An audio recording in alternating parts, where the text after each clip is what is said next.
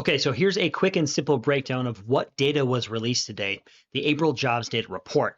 Now, I think we can all see the potential of a recession on the horizon, but hard data is really going to let us know if it's truly happening. The US added 177,000 jobs last month, which was more than forecasted. But there's always a but. The government also revised down job numbers from last 2 months by 58,000 jobs.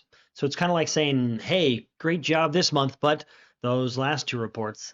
Now, wages also grew, but less than expected. Hourly earnings were up just 0.2%, and that's actually good news for inflation. It means we're seeing less pressure from rising wages that can push prices up.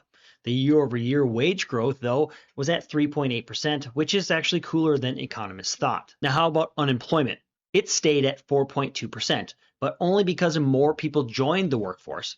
It's like showing up to a packed gym.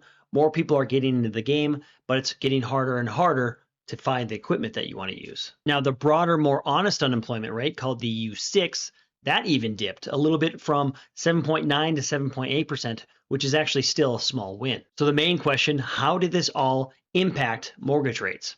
Mortgage bonds took a bit of a hit after the report and broke below a couple key support levels. So think imaginary floors that kind of keep things from dipping too far. This means we could see some short-term pressure on mortgage rates, aka going higher, but, and here's your silver lining, this market tends to overreact before settling back down.